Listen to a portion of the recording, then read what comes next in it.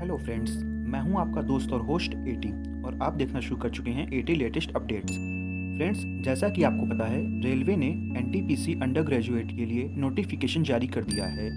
आज के इस वीडियो में हम देखेंगे कि रेलवे ने जो NTPC under graduate 12th level के लिए नोटिफिकेशन जारी किया है, उसमें नंबर ऑफ वैकेंसीज कितनी हैं, किस कैटेगरी में कितनी वैकेंसी है, किस जोन में कितनी वैकेंसी आई हुई है, इस वैकेंसी के लिए आपकी एलिजिबिलिटी क्राइटेरिया क्या होनी चाहिए, एजुकेशन क्वालिफिकेशन क्या होना चाहिए, मेडिकल स्टैंडर्ड क्या होना चाहिए, और इस पूरे नोटिफिकेशन का हम कंप्लीट एनालिसिस करेंगे। फ्रेंड्स, जैसा कि आप देख रहे हैं, हम रेलवे के ऑफिशियल वेबसाइट पर हैं। यहाँ से जब हम नीचे स्क्रॉल करके आते हैं तो यहाँ लेटेस्ट अपडेट्स के सेक्शन में हमें 28 अक्टूबर 2025 की डेट को CEN 07/2025 for non technical popular categories under graduate post की नोटिफिकेशन देखने को मिल जाती है। फ्रेंड्स, ऊपर वाली नोटिफिकेशन के जब हम नीचे देखते हैं तो सेम वही नोटिफिकेशन हमें देखने को मिलती है। बस ऊपर वाली जो नोटिफिकेशन है वो आपकी इंग्लिश में है, वही जो नीचे वाली नोटिफिकेशन है वो आपकी हिंदी में है। तो आप जिस भी नोटिफिकेशन को जिस लैंग्वेज में देखना चाहते हैं उसमें आप यहाँ से डाउनलोड कर सकते हैं। तो चलिए चलते हैं इसके नोटिफिकेशन में और वहाँ से आपको इसका फुल एनालिसिस करके बताते हैं। दोस्तों, अगर आप चैनल पर पहली बार आए हैं तो चैनल को सब्सक्राइब कीजिएगा, वीडियो को लाइक कीजिएगा, कमेंट कीजिएगा, शेयर कीजिएगा। चलिए चलते हैं अपने वीडियो की। फ्रेंड्स, जैसा कि आप देख सकते हैं, हम रेलवे के ऑफिशियल नोटिफिकेशन में आ गए हैं, जिसका नाम है डिटेल्ड सेंट्रलाइज्ड एम्प्लॉयमेंट नोटिस। तो इसमें आप दोस्तों देख सकते हैं CEN नंबर 07/2025 ये नोटिफिकेशन है, जो कि रेलवे एनटीपीसी अंडर ग्रेजुएट के लिए जारी हुई है। हम अब यहाँ से आपको इस नोटिफिकेशन का डिटेल्ड एनालिसिस करके दिखाएंगे। फ्रेंड्स, अगर इसके इंपॉर्टेंट डेट्स की बात करें तो रेलवे ने इसके रिगार्डिंग जो शॉर्ट नोटिस जारी किया था वो 4/10/2025 को जारी कर दिया था, और इसकी जो फॉर्म भरने की स्टार्टिंग डेट है वो 28/10/2025 रखी गई है, और इसकी लास्ट डेट 27/11/2025 रहने वाली है।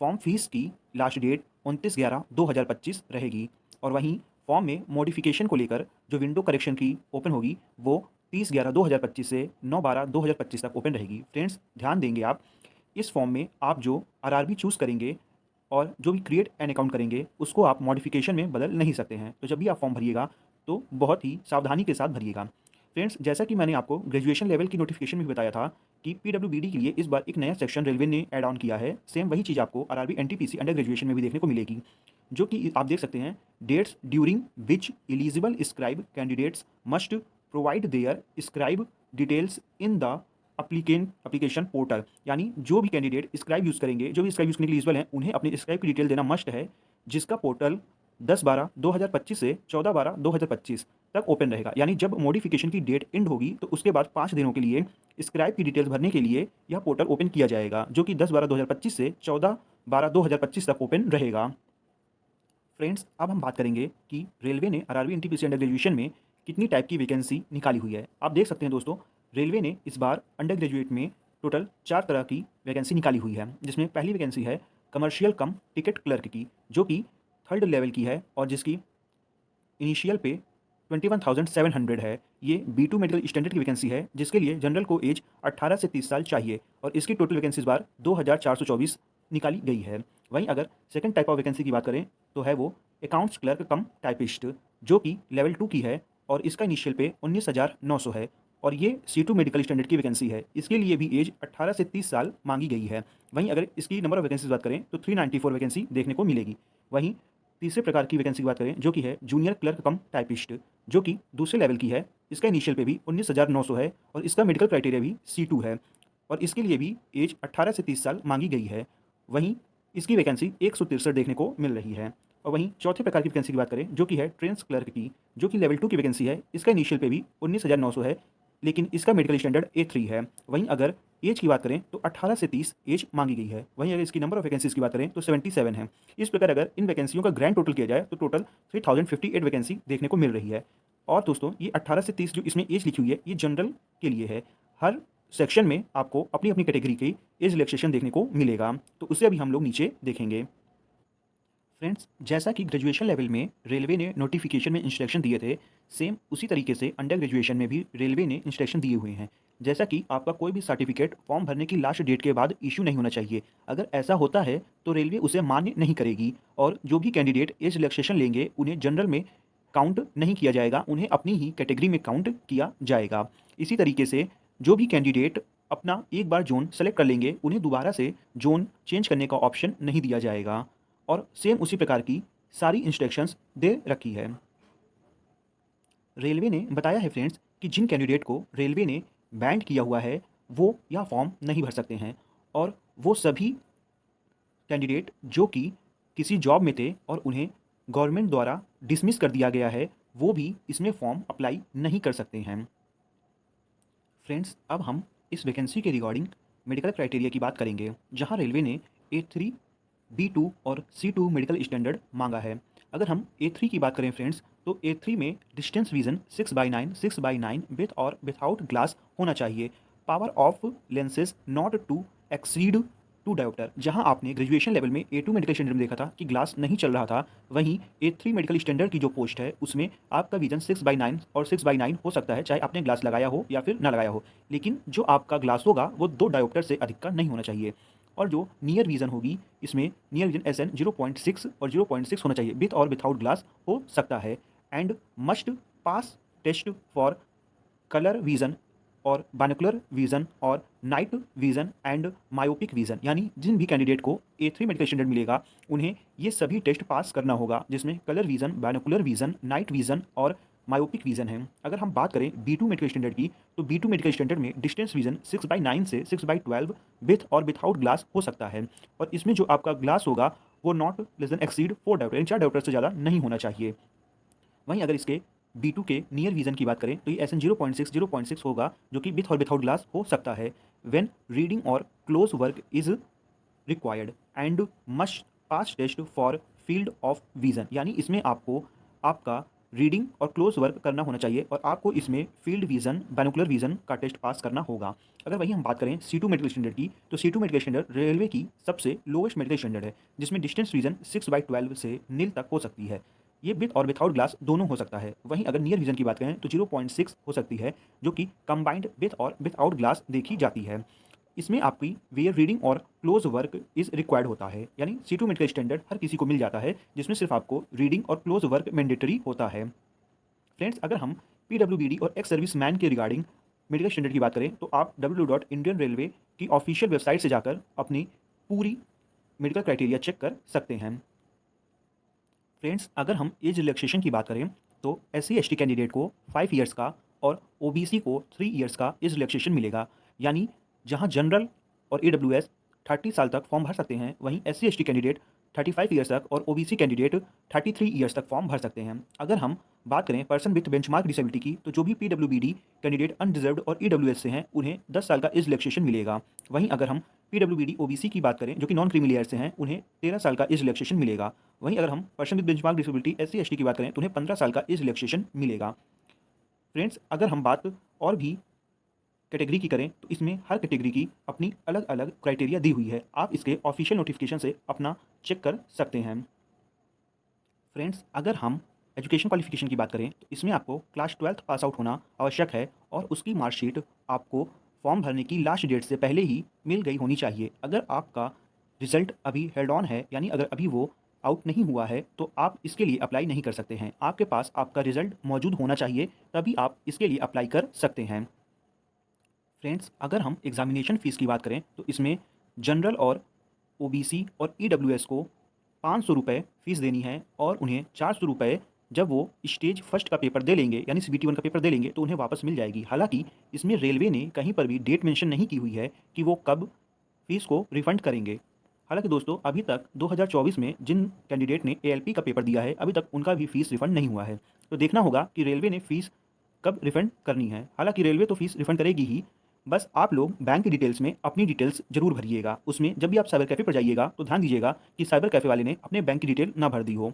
वहीं अगर हम बात करें एक्स सर्विसमैन की, SC/ST और PWBD फीमेल और ट्रांसजेंडर की, तो इनकी फॉर्म फीस 250 लगेगी, जो कि स्टेज 1 यानी कि CBT 1 का पेपर देने के बाद 250 रुपीज़ अकाउंट में वापस आ जाएगी। फ्रेंड्स, आप लोग बैंक की डिटेल में अपनी ही डिटेल भरिएगा, किसी और की नहीं। नहीं तो फिर आपकी फ़ीस वापस नहीं आएगी और उसका जिम्मेदार रेलवे नहीं होगा। फ्रेंड्स, एक बात ईडब्ल्यूएस और ईबीसी कैंडिडेट ध्यान देंगे कि जो भी ईबीसी कैंडिडेट हैं वो ईडब्ल्यूएस को सेलेक्ट नहीं करेंगे और जो भी ईडब्ल्यूएस कैंडिडेट हैं वो ईबीसी को सिलेक्ट नहीं करेंगे। ये दोनों ही अलग अलग कैटेगरी है। मैंने पिछली बार भी फॉर्म एनालिसिस करके बताया था कि ईडब्ल्यूएस अलग कैटेगरी है और ईबीसी अलग कैटेगरी है, लेकिन उसके बावजूद कुछ दोस्तों ने ईबीसी वाले ईडब्ल्यूएस और ईडब्ल्यूएस वालों ने ईबीसी भर दिया था, जो कि बाद में जब वो डीवी के टाइम गए थे तो उनके साथ दिक्कत हुई थी। तो आप दोस्तों ये गलती नहीं करिएगा। ईडब्ल्यूएस का full form economically weaker section होता है, वहीं ईबीसी का इकोनॉमिकली बैकवर्ड क्लास होता है। ये दोनों अलग अलग कैटेगरी है। वहीं अगर बात करें कास्ट सर्टिफिकेट की रिगार्डिंग, तो फ्रेंड्स, कास्ट सर्टिफिकेट आपको सेंट्रल लेवल का ही बनवाना होगा और इसमें आपको तहसीलदार के नीचे की रैंक का ऑफिसर की साइन नहीं चलेगी। इसलिए आप जहाँ से भी कास्ट सर्टिफिकेट बनवाइएगा उन्हें ये बात बता दीजिएगा और आप अपना जल्द से जल्द कास्ट सर्टिफिकेट बनवा लीजिएगा, क्योंकि इसकी ऑनलाइन साइट काफ़ी बिजी हो गई है। फ्रेंड्स, अब हम उन कैंडिडेट्स के बारे में बात करेंगे जो एग्ज़ाम में स्क्राइब यूज़ करेंगे। जो भी PWBD candidate blindness, local motor disability में बोथ आर्म्स और सेरेब्रल पैलिसी से ग्रसित हैं, वो एग्ज़ाम में स्क्राइब का यूज़ कर सकते हैं। और वहीं जो स्क्राइब की एजुकेशन क्वालिफिकेशन होनी चाहिए वो कैंडिडेट से एक स्टेप बिलो होनी चाहिए उस बिहाफ पे जिस वैकेंसी का कैंडिडेट ने फॉर्म भरा हुआ है। वहीं अगर हम बात करें कि जो 1 आई से हैं और जिनका 30% से कम है, उन्हें पीडब्ल्यूबीडी कैंडिडेट में नहीं माना जाएगा। और अगर कोई कैंडिडेट 40% से कम है और उसने 40% दिखाया तो उसको डीवी में अपना चेकअप करवाना होगा। तो अगर वहाँ पे उसकी क्राइटेरिया डाउन होती है तो उसे रेलवे के फॉर्म से डिबार भी किया जा सकता है। फ्रेंड्स, अब हम बात करेंगे स्क्राइब के रजिस्ट्रेशन की। जैसा कि मैंने आपको ग्रेजुएशन में भी बताया था कि जब मॉडिफिकेशन की डेट एंड हो जाएगी तो उसके बाद 5 दिन के लिए पोर्टल को ओपन किया जाएगा स्क्राइब को अपना डिटेल सबमिट करने के लिए।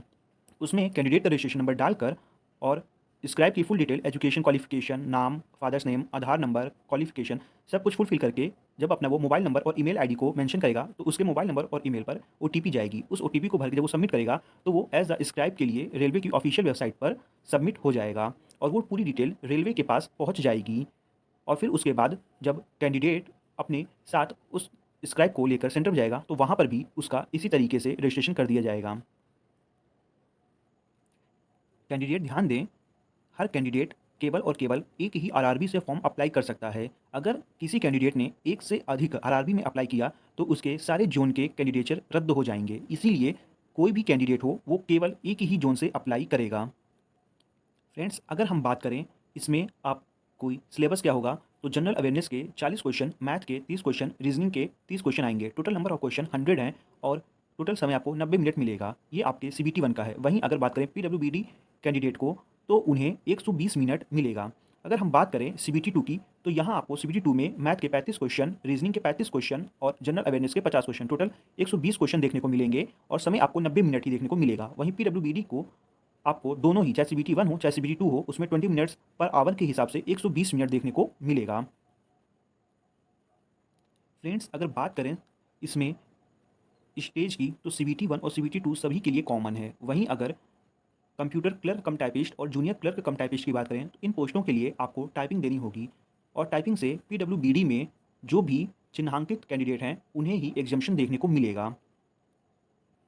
फ्रेंड्स, अगर हम बात करें suitability for person with benchmark disability की तो इसमें जो रेलवे की पहली पोस्ट है कमर्शियल कम टिकट क्लर्क, इसके लिए कोई भी वीआई यानी कि लो विजन और ब्लाइंड कैंडिडेट अप्लाई नहीं कर सकता है। और अगर एचआई में बात करें तो डीफ हियरिंग और हार्ड ऑफ हियरिंग दोनों अप्लाई कर सकते हैं। वहीं अगर एलडी की बात करें तो ओए, ओएल, एमडब्ल्यू, एलसी, डीडब्ल्यू डॉर्फिज्म वाले, AAV AC directive team, HD और एसआई भी कर सकते हैं, बस वो न्यूरोलॉजिकल लिम्स में नहीं होने चाहिए। वहीं अगर ओडी की बात करें तो ओडी इसमें अप्लाई नहीं कर सकते हैं और एमडी अप्लाई कर सकते हैं। अगर हम बात करें अकाउंट्स कम टाइपिस्ट की तो इसमें C2 मेडिकल स्टैंडर्ड है। इसमें सिर्फ वीआई में एलवी अप्लाई कर सकते हैं और एचआई में डी फॉर हार्ड हियरिंग दोनों अप्लाई कर सकते हैं और एलडी में वो सारे कैटेगरी कर सकते हैं जो मैंने अभी ऊपर बताया। इसमें OL, BL, MW, LC, DW, AC detective team, HD और एसआई कर सकते हैं, बस न्यूरोलॉजिकल लिम्स नहीं होने चाहिए और एमडी कैटेगरी भी अप्लाई कर सकती है। अब हम बात करें अपने नेक्स्ट वैकेंसी जो कि जूनियर क्लर्क कम टाइपिस्ट है। इसमें C2 मेडिकल स्टैंडर्ड है और इसमें ब्लाइंड और लो विजन दोनों अप्लाई कर सकते हैं। डी फॉर हार्ड हियरिंग दोनों अप्लाई कर सकते हैं। OA, OL, OAL, BL, LC, OW, AAV, DW, HD और एसआई भी अप्लाई कर सकते हैं। डॉर्फिज्म वाले भी अप्लाई कर सकते हैं और एमडी अप्लाई कर सकते हैं और ओडी अप्लाई नहीं कर सकते हैं।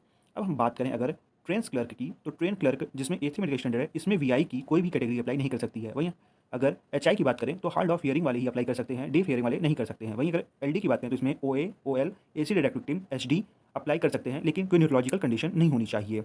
वहीं अगर एमडी कैटेगरी की बात करें तो एमडी कैटेगरी इसमें अप्लाई कर सकती है। फ्रेंड्स, अब हम जोन वाइज वैकेंसी टेबल देखेंगे। हमारा सबसे पहला जोन है आरआरबी अहमदाबाद। आरआरबी अहमदाबाद की अगर हम बात करेंगे तो यहाँ अनरिजर्व की 58 वैकेंसी है, एससी की 23 वैकेंसी है, एसटी की 13 वैकेंसी है, ओबीसी की 43 वैकेंसी है, ईडब्ल्यूएस की 16 वैकेंसी है। टोटल नंबर ऑफ वैकेंसी 153 है। वहीं एक्स सर्विसमैन की 14 वैकेंसी है, वीआई की 0 है, एचआई की 3 है, एलडी की 2 है, ओडी की 0 और एमडी की 5 वैकेंसी है। फ्रेंड्स, इसमें ओडी की कोई भी वैकेंसी नहीं है। और अगर हम बात आरआरबी अजमेर जोन की करें तो आरआरबी अजमेर जोन में अनरिजर्व्ड की टोटल वैकेंसी 65 है, एससी की 13 है, एसटी की 5 है, ओबीसी की 25 है और ईडब्ल्यूएस की 8 है। टोटल नंबर ऑफ वैकेंसी 116 है। एक्स सर्विसमैन की 12 है, वीआई की 0, एचआई की 2, एलडी की 1, ओडी की 0 और एमडी की 1 है। अब हम अपने नेक्स्ट जोन की बात करेंगे जो कि है आरआरबी बैंगलोर। बैंगलोर की बात करें फ्रेंड्स तो बैंगलोर में अनरिजर्व्ड की 27, एससी की 9, एसटी की 4, ओबीसी की 7, ईडब्ल्यूएस की 7, टोटल 54 वैकेंसी है। वहीं अगर एक्स सर्विसमैन की बात करें तो 5, वीआई की 0, एचआई की 3, एलडी की 1, ओडी की 0 और एमडी की 0 वैकेंसी दी हुई है। फ्रेंड्स, अब हम बात करेंगे आरआरबी भोपाल की, जहां अनरिजर्व की 53, एससी की 21, एसटी की 8, ओबीसी की 30 और ईडब्ल्यूएस की 11 वैकेंसी है। यहाँ नंबर ऑफ वैकेंसी 123 है। वहीं अगर हम एक्स सर्विसमैन की बात करें तो 13, वीआई की 2, एचआई की 3, एलडी की 4, ओडी की 0 और एमडी की 3 वैकेंसी दे रखी है। फ्रेंड्स, अब हम अपने नेक्स्ट जोन की बात करेंगे जो कि है भुवनेश्वर जोन। यहाँ पर अनरिजर्व की 10 और एससी की 2, एसटी की 2, ओबीसी की 3, एक्स सर्विसमैन की ईडब्ल्यूएस की 1 और टोटल नंबर ऑफ वैकेंसी 18 है। वहीं अगर एक्स सर्विसमैन की बात करें तो इनकी एक वैकेंसी है, वीआई की 1, एचआई की 0, एलडी की 0, एमडी की 0, ओडी की 0 वैकेंसी दी हुई है। वहीं अगर हम बात बिलासपुर जोन की करें तो बिलासपुर में अनरिजर्व की 26, एससी की 11, एसटी की 5, ओबीसी की 19, ईडब्ल्यूएस की 8, टोटल नंबर ऑफ वैकेंसी 69 है। वहीं अगर एक्स सर्विसमैन की बात करें तो 7, वीआई की 2, एचआई की 0, एलडी की 1, ओडी और एमडी की 0 वैकेंसी दी हुई है। फ्रेंड्स, अगर हम चंडीगढ़ जोन की बात करें तो चंडीगढ़ में अनरिजर्व की 10, एससी की 3, एसटी की 3, ओबीसी की 6 और ईडब्ल्यूएस की 2 है और total number of vacancy Chandigarh में 24 है। वहीं अगर एक्स सर्विसमैन की बात करें तो 2, वीआई की 0, एचआई की 2, एलडी की 0, ओडी की 0 और एमडी की 0 वैकेंसी दी हुई है। फ्रेंड्स, अगर हम बात करें चेन्नई जोन की तो चेन्नई में अनरिजर्व की 33, एससी की 11, एसटी की 5, ओबीसी की 23 और ईडब्ल्यूएस की 8 वैकेंसी है। वहीं टोटल नंबर ऑफ वैकेंसी 80 है। अगर एक्स सर्विसमैन की बात करें तो 8, वीआई की 0, एचआई की 2, एलडी की 1, ओडी और एमडी की 0 वैकेंसी है। फ्रेंड्स, अगर हम बात करें गोरखपुर जोन की तो गोरखपुर जोन में अनरिजर्व की 68 और एससी की 25, एसटी की 15, ओबीसी की 48, ईडब्ल्यूएस की 17, टोटल नंबर ऑफ वैकेंसी 173 है।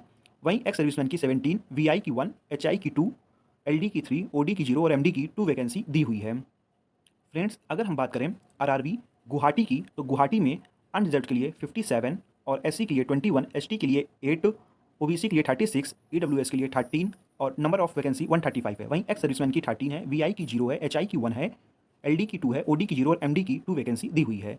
बात करें अगर हम जम्मू श्रीनगर की तो जम्मू श्रीनगर में अनरिजर्व की 58 है, एससी की 21 है, एसटी की 13 है, ओबीसी की 34 है और ईडब्ल्यूएस की 11 है। टोटल नंबर ऑफ वैकेंसी 137 है। वहीं एक्स सर्विसमैन की 13 है, वीआई की 0, एचआई की 2, एलडी की 0, ओडी की 0 और एमडी की 3 वैकेंसी दी रखी है। अगर हम बात करें फ्रेंड्स आरआरबी कोलकाता की तो कोलकाता में अनरिजर्व की 215, एससी की 76, एसटी की 38, ओबीसी की 129 और ईडब्ल्यूएस की 41 वैकेंसी है। टोटल नंबर ऑफ वैकेंसी 499 है। वहीं एक्स सर्विसमैन की बात करें तो 50 और वीआई की बात करें तो 2, एचआई की 8, एलडी की 9, ओडी की 0 और एमडी की 3 वैकेंसी दी हुई है। फ्रेंड्स, हमारा नेक्स्ट जोन है आरआरबी मालदा। मालदा में अनरिजर्व की 79 है, एससी की 29 है, एसटी की 16, ओबीसी की 52, ईडब्ल्यूएस की 20, टोटल नंबर ऑफ वैकेंसी 196 है। वहीं मालदा में एक्स सर्विसमैन की बात करें तो 20, वीआई की 1, एचआई की 7 और एलडी की 3, ओडी की 0 और एमडी की 2 वैकेंसी है। हमारा नेक्स्ट जोन है आरआरबी मुंबई। मुंबई में अनरिजर्व की 190, एससी की 72, एसटी की 39 और ओबीसी की 140, ईडब्ल्यूएस की 53 वैकेंसी है। टोटल नंबर ऑफ वैकेंसी 494 है। वहीं एक्स सर्विसमैन की 49 है, वीआई की 5 है, एचआई की 9 है, एलडी की 7, ओडी की 0 और एमडी की 8 वैकेंसी दे रखी है। फ्रेंड्स, अगर हम बात करें आरआरबी मुजफ्फरपुर की तो मुजफ्फरपुर में अनरिजर्व की 16, एससी की 5, एसटी की 3, ओबीसी की 11, ईडब्ल्यूएस की 4, टोटल नंबर ऑफ वैकेंसी 39 है। वहीं एक्स सर्विसमैन की बात करें तो 4, वीआई की 0, एचआई की 1, एलडी की 1, ओडी की 0 और एमडी की 0 वैकेंसी दी हुई है। फ्रेंड्स, हमारा नेक्स्ट जोन है आरआरबी पटना, जहां अनरिजर्व की 9, एससी की 3, एसटी की 4, ओबीसी की 5, ईडब्ल्यूएस की 3 है। टोटल वैकेंसी 24 है। वहीं एक्स सर्विसमैन की 3, वीआई की 0, एचआई की 2, एलडी की 1, ओडी और एमडी की 0 वैकेंसी दी हुई है। अब हम बात करेंगे आरआरबी प्रयागराज की, जहां अनरिजर्व की 128, एससी की 53, एसटी की 54, ओबीसी की 50, ईडब्ल्यूएस की 18, टोटल नंबर ऑफ वैकेंसी 303 है। वहीं एक्स सर्विसमैन की बात करें तो 30, वीआई की 0, एचआई की 4, एलडी की 6, ओडी की 0 और एमडी की 4 वैकेंसी दी हुई है। अगर हम बात करें फ्रेंड्स आरआरबी रांची जोन की, तो यहाँ अनरिजर्व की 21, एससी की 10, एसटी की 3, ओबीसी की 16, ईडब्ल्यूएस की 6, टोटल नंबर ऑफ वैकेंसी 56 है। वहीं एक्स सर्विसमैन की 6, वीआई की 0, एचआई की 2, एलडी की 2, ओडी की 0 और एमडी की 1 वैकेंसी दी हुई है। फ्रेंड्स अगर हम सिकंदराबाद की बात करें तो यहाँ अनरिजर्व की 115, एससी की 40, एसटी की 25, ओबीसी की 68, ईडब्ल्यूएस की 24, टोटल नंबर ऑफ वैकेंसी 272 है।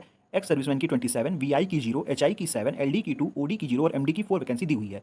बात करें अगर दोस्तों सिलीगुड़ी की, तो सिलीगुड़ी में अनरिजर्व की 3, एससी की 1, एसटी की 0, ओबीसी की 2, ईडब्ल्यूएस की 1, टोटल नंबर ऑफ वैकेंसी 7 है। वहीं एक्स सर्विसमैन की 1 वैकेंसी है और पीडब्ल्यूबीडी में कोई वैकेंसी नहीं दे रखी है। बात करें हम अपने सबसे लास्ट जोन की, जो कि है हमारा तिरुअनंतपुरम। तिरुअनंतपुरम की बात करेंगे फ्रेंड्स, तो तिरुअनंतपुरम में अनरिजर्व की 39, ओबीसी की 26, एससी की 12, एसटी की 1 और ईडब्ल्यूएस की 8 वैकेंसी है। तिरुअनंतपुरम में टोटल वैकेंसी 86 है। वहीं एक्स सर्विसमैन की 8 वैकेंसी है, वीआई की 0, एचआई की 2, एलडी की 1, ओडी की 0 और एमडी की 2 वैकेंसी है। फ्रेंड्स अगर हम सारे जोन की वैकेंसी मिलाएं तो अनरिजर्व की 1280, एससी की 461, एसटी की 264, ओबीसी की 773, ईडब्ल्यूएस की 280 और टोटल नंबर ऑफ वैकेंसी 3058 है। वहीं एक्स सर्विसमैन की बात करें तो 303, वीआई की 14, एचआई की 62, एलडी की 47, ओडी की 0 और एमडी की 40 वैकेंसी दे रखी है। फ्रेंड्स ये रहा आपके RRB NTPC under graduation 12th level 07/2025 notification का फुल एनालिसिस। आशा है दोस्तों आपको ये पूरा एनालिसिस पसंद आया होगा। फ्रेंड्स मैं जल्द ही आपको आरआरबी एनटीपीसी ग्रेजुएशन लेवल और अंडर ग्रेजुएशन में सेफ जोन और डेंजरस जोन की 2 वीडियो प्रोवाइड कर दूंगा। आप उसे देखकर अपना फॉर्म किस जोन से भरना है भर सकते हैं। फ्रेंड्स इस वीडियो से रिलेटेड आपकी कोई भी क्वेरी हो तो आप इस वीडियो के कमेंट बॉक्स में पूछ सकते हैं या फिर मेरे व्हाट्सअप, आरआरटी और टेलीग्राम के ग्रुप का लिंक इस वीडियो के डिस्क्रिप्शन बॉक्स में और कमेंट बॉक्स में पिन रहेगा। आप वहां से भी हमारे ग्रुप और चैनल को ज्वाइन करके आप अपनी क्वेरी पूछ सकते हैं। फ्रेंड्स आप लोग कहाँ से हैं और किस जोन से फॉर्म भरना चाहते हैं इसके बारे में आप मुझे कमेंट कर दीजिएगा। तो चलिए दोस्तों मिलते हैं नेक्स्ट वीडियो में, तब तक के लिए बाय बाय।